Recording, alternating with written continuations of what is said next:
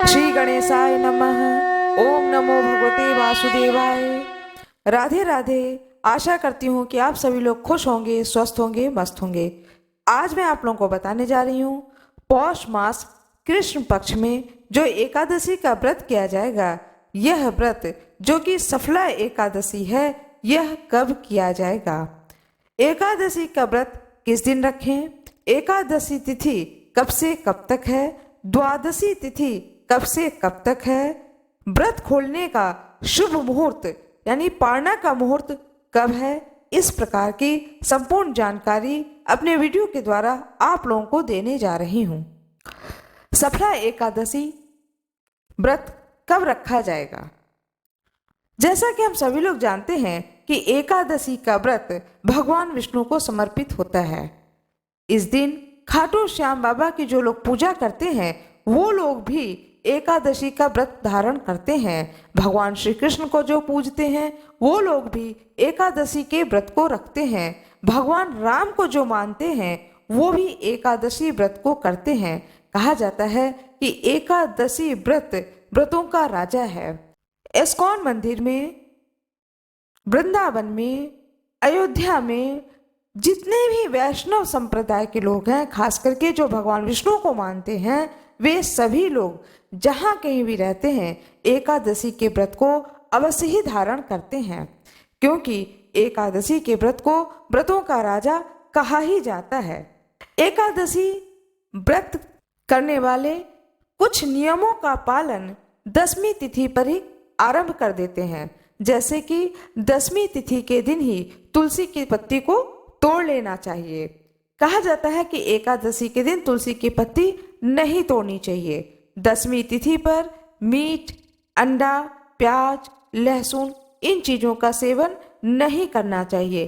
किसी भी प्रकार के तामसी भोजन का प्रयोग नहीं करना चाहिए। 10वीं तिथि से ही इन चीजों का त्याग कर देना चाहिए। अब मैं आप लोगों को बताने जा रही हूँ कि सफला एकादशी कब है। सफला एकादशी पौष मास कृष्ण पक्ष में पड़ने वाली जो एकादशी है, उस एकादशी का नाम सफला एकादशी है। सफला एकादशी इस बार रहेगा 7 जनवरी 2023 दिन रविवार को। एकादशी तिथि का आरंभ शनिवार की रात्रि 12:44 से आरंभ हो जाएगा और एकादशी तिथि के समापन होगा रविवार को रात्रि 12:48 पर। विशाखा नक्षत्र रहेगा सारा दिन। एकादशी के व्रत को जो किया जाता है उसमें सबसे अच्छी चीज यह होती है कि आप भगवान विष्णु की पूजा कर सकते हैं। आपके पास खाटू श्याम बाबा की फोटो हो, आप उनकी पूजा कर सकते हैं। लड्डू गोपाल की फोटो हो, उनकी पूजा कर सकते हैं। लड्डू गोपाल की मूर्ति हो, उनकी पूजा कर सकते हैं। ठाकुर जी की हो, ठाकुर जी की मूर्ति हो, जो ठाकुर जी की बटिया होती है वो हो, तो आप उनकी पूजा कर सकते हैं। यदि आपके पास में भगवान विष्णु की प्रतिमा नहीं है तो कोई परेशान होने जैसी बात नहीं रहती। किसी भी भगवान की इस तरह से वैष्णव संप्रदाय के किसी भी भगवान की फोटो या मूर्ति हो तो आप उनकी पूजा कर सकते हैं। एकादशी व्रत जो कोई भी धारण करते हैं उन्हें चाहिए कि जितनी जल्दी हो सके प्रातः काल उठें और उठने के बाद में ब्रह्म मुहूर्त में उठें। एकादशी के दिन ब्रह्म मुहूर्त में उठना चाहिए। उठने के बाद में नित्य कर्म करके जितनी जल्दी हो सके स्नान करें, सूर्य भगवान को अर्घ दें, अपने घर के देवालय में सारे भगवान की पूजा करें। उसके बाद में एक चौकी बिछाकर उस पर पीला वस्त्र बिछा करके भगवान की प्रतिमा, फोटो जो भी हो उन्हें स्थापित करें। उसके बाद में वहीं पर एक कलश बनाएं। कलश अवश्य ही बनाएं। कलश बना करके उसके ऊपर दीपक जलाएं। कलश बनाने का विधान यह है कि एक साफ पात्र में, जो कि लोटा हो, पीतल का लोटा हो, तांबे का लोटा हो, स्टील का लोटा हो, कोई बात नहीं, स्टील का लोटा भी चलता है। एक लोटा लें, उसके कंठ पर मौली बांध लें। मौली बांधने के बाद में उस बर्तन को, जो लोटा है, उसे जल से भर लें, कंठ तक जल से भर लें। उसके अंदर सुपारी, फूल, मीठा में कुछ भी, बतासा या शक्कर ये डाल लें, तिल, और 1 रुपए का सिक्का या 5 रुपए का सिक्का, इस तरह से 5 चीजें उसके अंदर डाल लें। उसके ऊपर एक कटोरी रखें, कटोरी के ऊपर थोड़ा सा तिल रखें, क्योंकि चावल को नहीं छुआ जाता है, चावल का प्रयोग नहीं किया जाता है, तो उसके ऊपर थोड़ा सा तिल रखें। तिल के ऊपर एक छोटा सा दीपक जला लें। दीपक जलाने के बाद में भगवान विष्णु को एक लोटे में जल लें, उसमें एक फूल रखें और उस फूल से, यदि कोई प्रतिमा आपने रखी है भगवान विष्णु की, तो प्रतिमा के ऊपर उस फूल से जल चढ़ाएं। यदि लड्डू गोपाल हैं या ठाकुर जी हैं तो आप उन्हें स्नान कराएं, साफ जल से स्नान कराएं। स्नान कराने के बाद में टीका लगाएं, चंदन लगाएं, माथे पर चंदन का तिलक लगाएं, फूल चढ़ाएं, माला चढ़ाएं। सबसे पहले मूर्ति का अच्छे से पूजन करें, मूर्ति हो अथवा प्रतिमा हो। लेकिन जब आप पूजन कर रहे हो तब मन में यह भाव रखें कि मेरे सामने साक्षात ईश्वर बैठे हैं और बड़े मन भाव से उनकी पूजा करें। इसके बाद में भोग स्वरूप जो भी ऋतु फल है उसे चढ़ाएं, मीठा में पेड़ा चढ़ाएं। इस तरह से भगवान को भोग स्वरूप जो आपके पास हो यथाशक्ति आप चढ़ाएं। इसके बाद में धूप दीप दिखाएं भगवान को।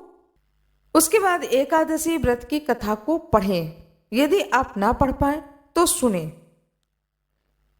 आपके अपने गुरु कृपा चैनल पर मैं हर एकादशी की व्रत कथा को सुनाती हूँ, उसे सुन ले।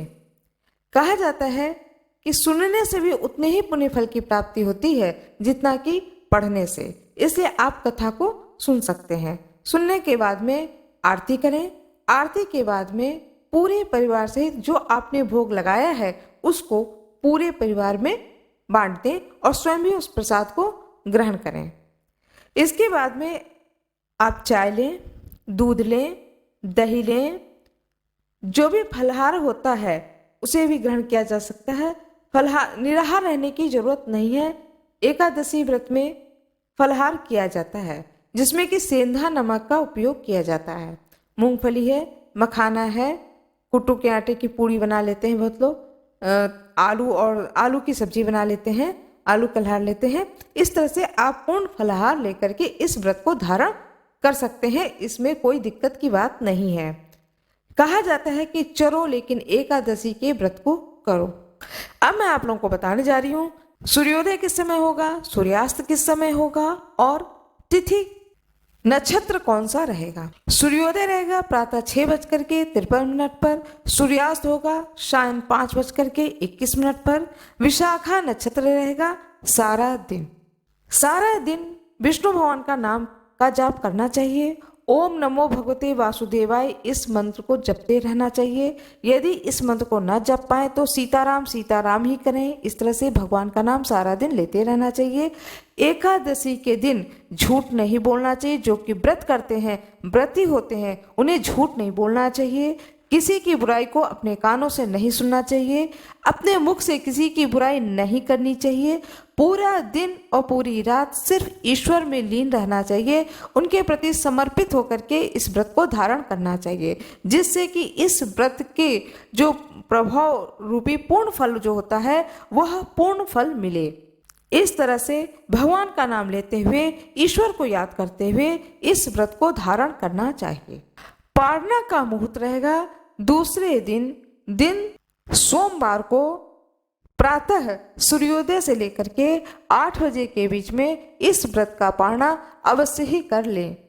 पारणा का विधान यह होता है कि दूसरे दिन प्रातः काल ब्रह्म मुहूर्त में उठ करके स्नान ध्यान करके भगवान सूर्य को जल दे करके अपने देवालय में सारे भगवान की पूजा करने के बाद में जो आपने एकादशी भगवान को बैठाया है उस पाटे पर, वहां से आपको उनको उठाना है।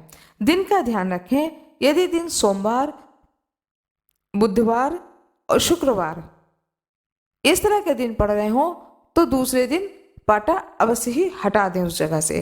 फिर से भगवान को पूजा करें, उसी पाटे पे पूजा करें। जो आपने फूल चढ़ाए एक दिन पहले वह सारे फूल पत्ती वहां से हटा दें।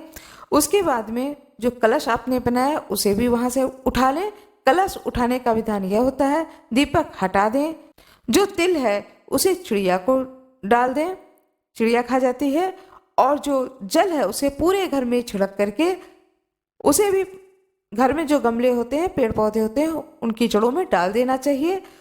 उसके बाद में आसन बिछा करके स्वयं बैठ करके ओम नमो भगवते वासुदेवाय नमः इस मंत्र का 108 बार जाप करें। उसके बाद भगवान को भोग लगाएं, उनका आरती करें। उसके बाद में भगवान की जो फोटो मूर्ति है उन्हें वापस यथा स्थान रख दें। एकादशी के दूसरे दिन, जिस दिन पारणा किया जाता है, जब आपने ये सारे कार्य कर लिए, जब आप फोटो को यथा स्थान रख दें, उसके बाद में भगवान को छुआ करके सीधा स्वरूप 51 रुपए निकाल दें। क्योंकि जरूरी नहीं है कि आपको तुरंत ही कोई मिल जाए जिन्हें आप सीधा दे सकें। यदि कोई ब्राह्मण आपको मिल जाए तो उसे सीधा दे दें। यदि कोई ब्राह्मण आपको नहीं मिलता है तो आप दक्षिणा स्वरूप 51 रुपये अवश्य ही निकाल दें। इसके बाद में आप और व्रत को खोलें, चाय पी करके, तुलसी दल ले करके। उसके बाद में आप कुछ भी अन्न खा सकते हैं। इस प्रकार से व्रत का पारणा किया जाता है। आशा करती हूँ कि आप लोगों को यह जानकारी अच्छी लगी होगी। आशा करती हूँ कि आप लोगों को यह वीडियो अच्छी लगी होगी। कृपया वीडियो को लाइक जरूर कर दीजिएगा, चैनल को सब्सक्राइब कर दीजिएगा, बेल आइकन अवश्य ही दबा दीजिएगा। लाइक जरूर करिएगा जिससे कि और आगे भी लोगों को यह जानकारी मिल सके, जो जानकारी मैंने अपने वीडियो के द्वारा देने की कोशिश की है। और लाइक करने में आप लोगों का कोई नुकसान नहीं है, इसलिए प्लीज़ लाइक जरूर कर दीजिएगा। आप सभी लोगों का बहुत बहुत धन्यवाद।